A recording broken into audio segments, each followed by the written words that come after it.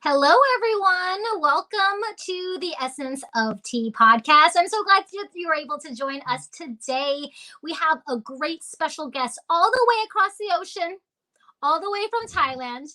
We have Chananya from Araksa Tea Company from Thailand, here to share with you her personal journey on how she got into tea, because it's very interesting. Just like me, I had no background in tea or business, but there was something special that connected with my personal life and interest in health and wellness that got me into tea.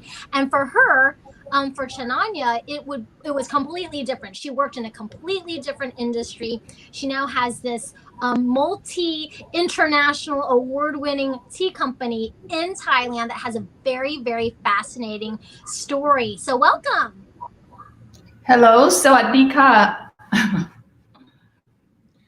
Thank you. Do you mind introducing yourself and tell your story about how you got into tea? Okay, I'm Chananya Phataraprasit. Always been in the travel industry, in the hospitality, and also technology in the travel industry, and never really actually done anything in the agriculture or food related to working with sustainability 2 decades or more ago. And we have eco lodges and an ethnic minority, and happened to be one of our lodges located near this tea garden. But actually, I didn't know, and we didn't know that this is actually a tea garden. I found that the land was absolutely stunning and beautiful, and it was very near one of our lodges, and we always drive past it when we go whitewater rafting or something. And I saw these beautiful sakura-like flowers in bloom annually when you pass through there. And I thought, oh, this is a beautiful piece of land, but never really know why. And later on, we found out that actually those were the shade trees in the tea garden. And when we did the due diligence in the purchasing of the land, we found out that the tree plants were underneath all the jungle that's overgrown because it was left abandoned for 20 years. So that's amazing. And yes. So from there, I because there was a lot of local ethnic minority hill tribes. They call this is the Lahu tribe. They were working in that area, and one of them were working with the former owner of the land, just maintaining the land. So one day when I went to see, I asked her if she could try to make a tea for me, because I'm curious what the tea tasted like. And so what she did was just got a small charcoal station, and in her wok she started making the green tea, which today we also carried on. It's called preserved green tea. And I tasted the tea. It was not bad. It's kind of roasty.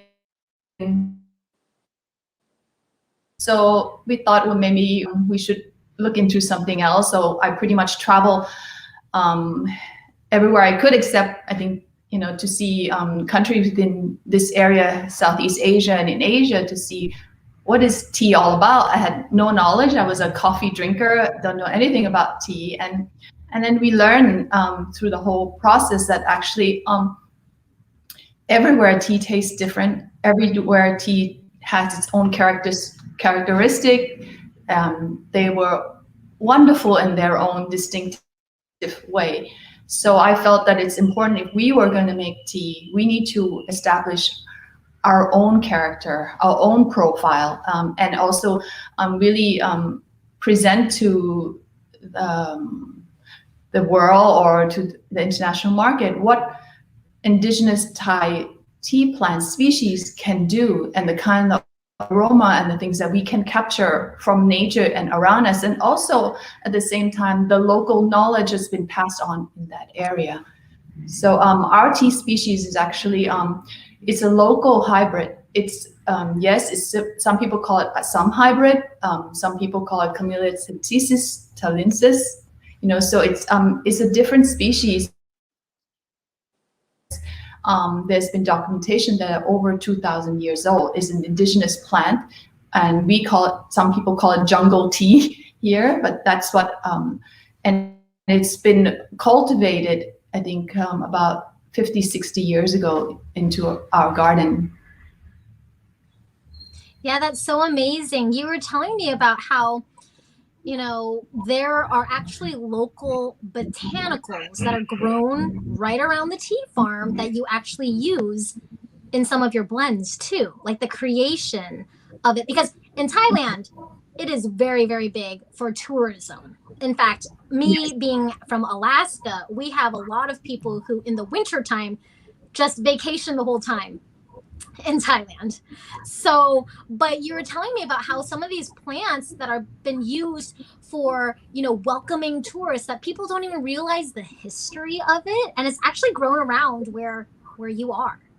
Yes, actually, we have some of the herbs we have in our garden. We use lemongrass. We have butterfly peas. And those are traditional plants that herbs that we use in cooking, and it's a process that we felt that it's great to blend that, and that adds actually the aroma and the flora and fauna to our garden today. That's why we have all these wonderful fragrance in our garden, and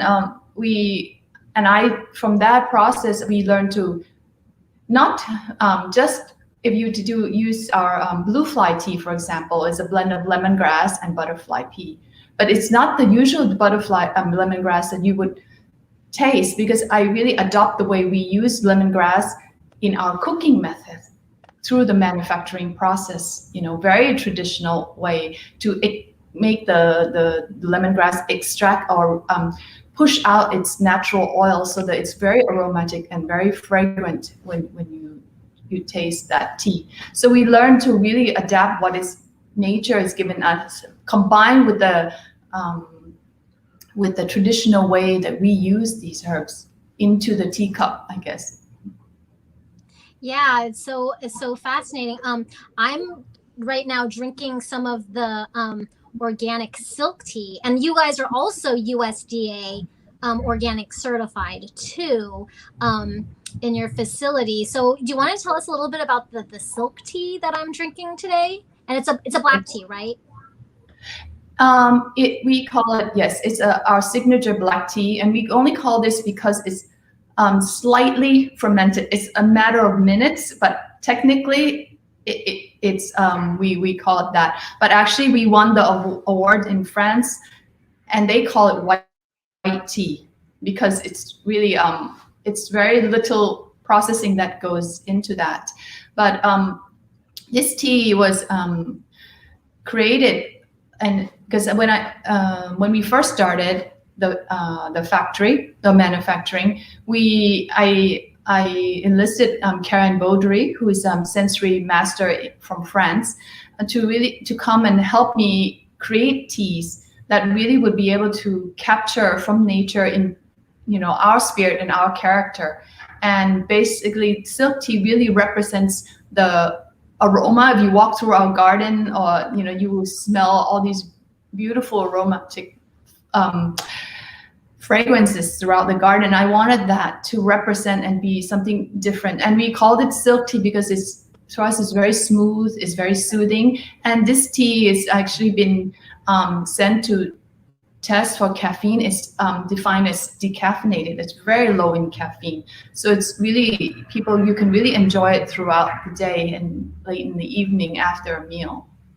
And wonderful as a cold brew, because the aroma really comes out. Yeah.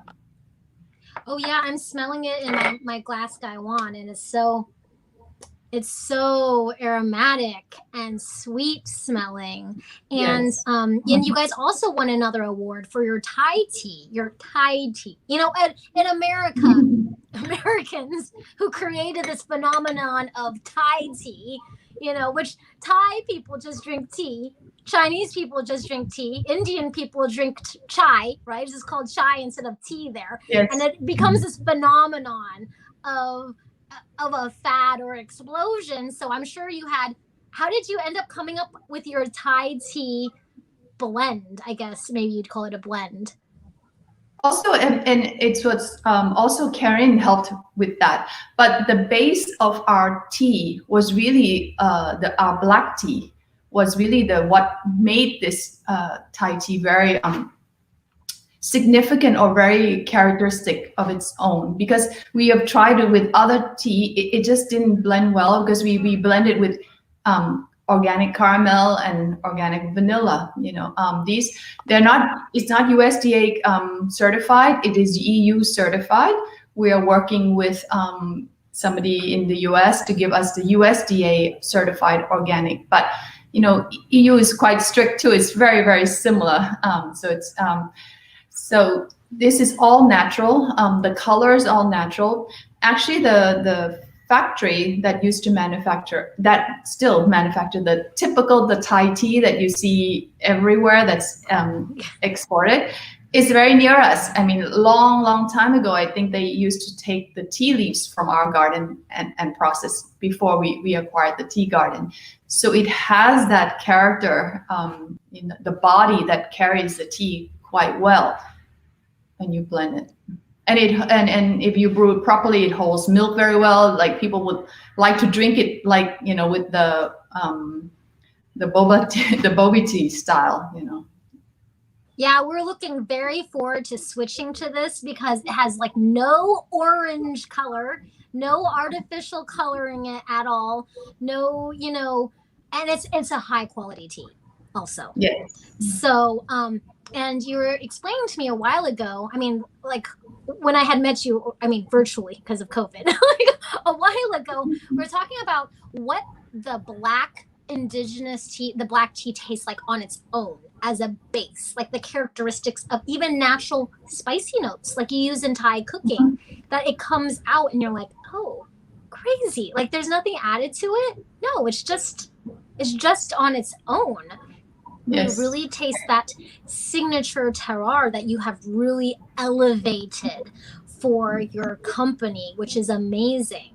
And when I first tasted this Thai tea, which is, I mean, all of your tea is Thai tea, right? Because it's from Thailand, but this flavor of Thai tea, it literally, to me, because I'm lactose intolerant anyways, to me, it tastes like creme brulee. Like it tastes creamy without any dairy, without any sugar. Someone else, like one of my employees, said it tastes like an amaretto, like a coffee drink. It could really relate to coffee drinkers, and you can have this essentially like 0-calorie treat because of the way that you have formulated this tea. And didn't you win some awards for this specific one too? Yes, we won the AFGA from France. In Europe, we won silver medal for this one. Yes. Yeah, it's amazing. We definitely need to get our hands on some of this Thai tea. And then there was another, is it Joy? Don't you have a blend called Joy that has some botanical in it? Yes, so that is from the Magnolia champaka flower. It's it's a traditional flower in Thailand that if you go to the temples, people like to, they make flower garlands with them and they will offer it to the gods. And so this is, and it's a beautiful aromatic fragrance. Actually, I don't know, maybe most of you are much younger, but this tea, this fragrant Joy, I name it after the perfume Joy by Jean Patou. It's the base flower of this perfume that is extremely popular when I was much younger.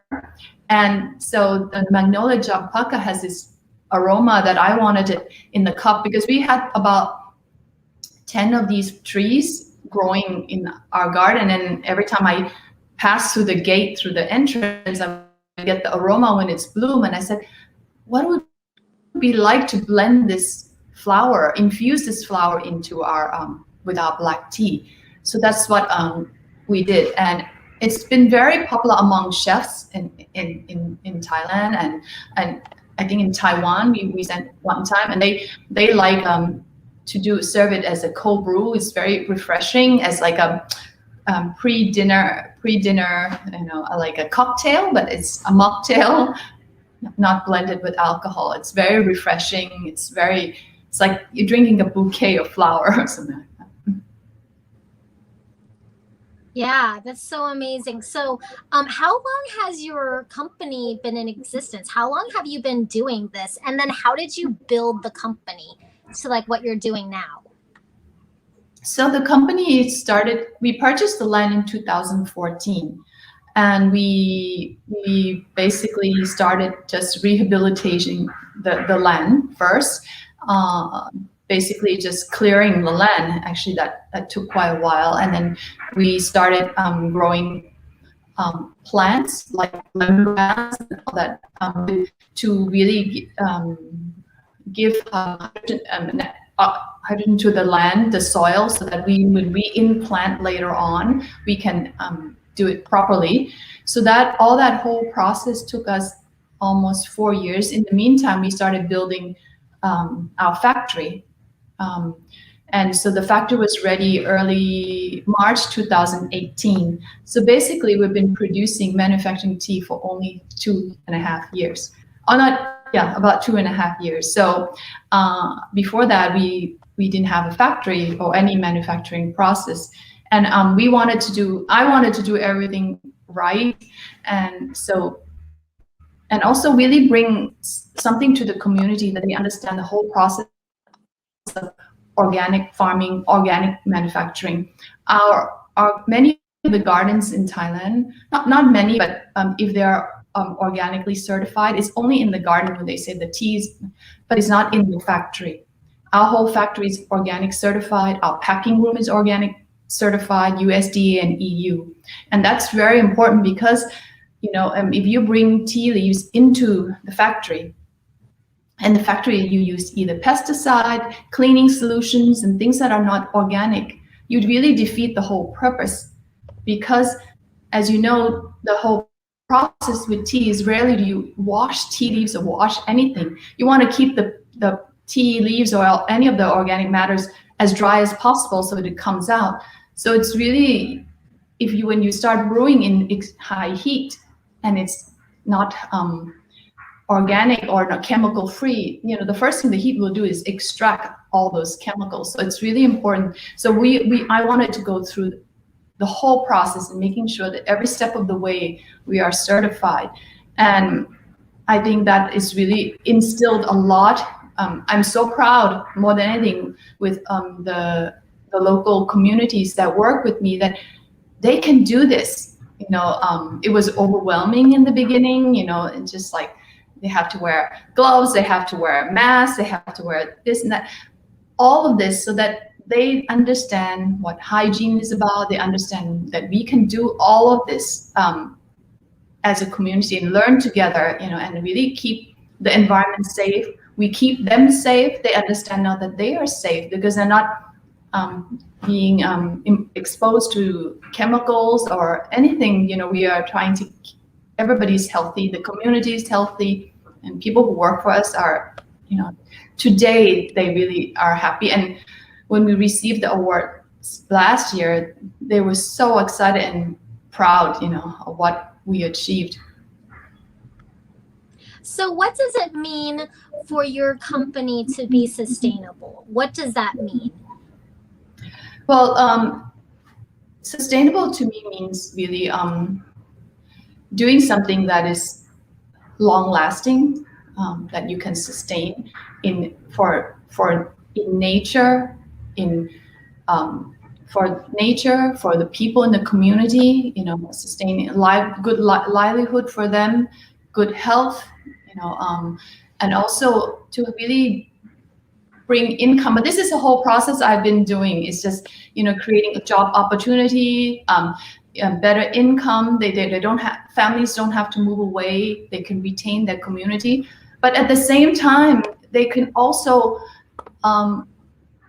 live better life and more comfortable. But in their own culture and tradition and not feel that they, many people ask me, oh, you've been doing sustainability and you're doing working with hill tribe people. When I come, I see they have TV, they have mobile. We can have it, they can have it. It's a matter of comfort, but they can do that, but at the same time retain and be proud of their culture and their tradition. That's the whole process of, sustaining and really showcasing their heritage and their culture, and something they can be proud of. That's the whole process of sustainability. I forgot to mention that actually Araksa means preserve and preservation, and for me it's like preserving nature, culture, tradition, and health and liveliness, and also that goes all the way in through, preserving people's health and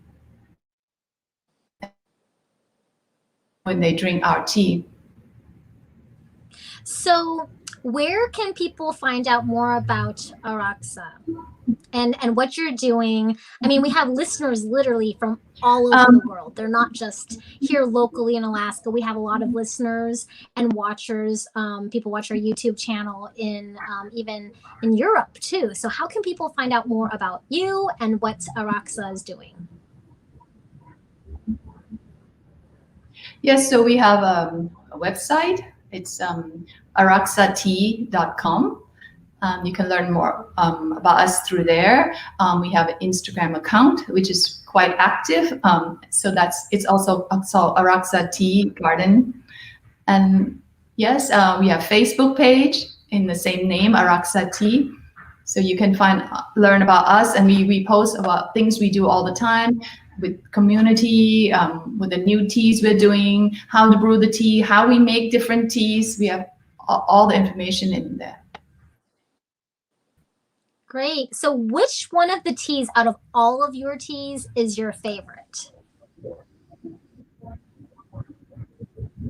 Silk.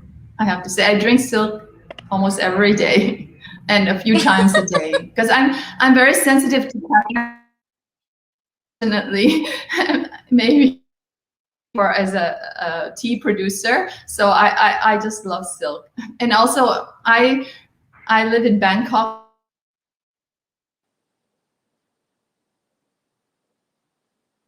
Makes me miss the garden. That's awesome. Yeah, I really like the silk tea. I love the Thai tea. The black tea is good too. What makes it English breakfast? Why did you call it English breakfast? You do have an English breakfast. Well, actually, we made that tea because we wanted there's a local market that like in the hotel and the restaurant where they needed in English more a stronger tea for breakfast tea that could hold milk, but they were looking for something that is more is locally made, locally grown. So that's why we created this tea to really just also have some of the basic types of tea: black tea, green tea, and English breakfast. So that are locally made, but as you can see or taste, pretty much our aroma and our garden specific. I'm not trying to replicate something that is from other countries, because I want to have the character of our garden. Okay, well, thank you so much. I hope people check you out on your Facebook, on your Instagram.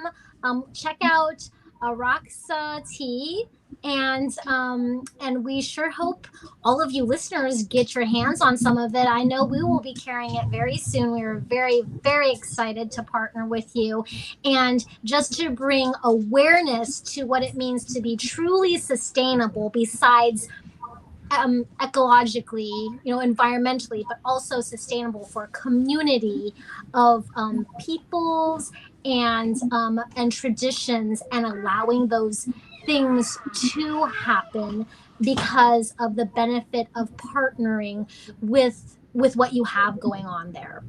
We are very, very excited. I was super excited to learn about you. And I'm like, oh my goodness, people need to know what Araksa does. Like, It's so good. So thank you so much Thank for you. coming Thank on you. here. And Yes. everyone, check them out. And I hope you get some this tea ordered. Where can they find out where to buy this tea? Well, you go through our website. You can find there. Yes. Awesome. Well, thank you so much, everyone. Thank And thank you you. so much for joining us on our podcast for the essence of tea. If you love tea, check out our other episodes and make sure to subscribe to our YouTube channel where you could be watching this right now live or listening to the podcast on anywhere you listen to podcasts. Thank you. Thank you. สวัสดีค่ะ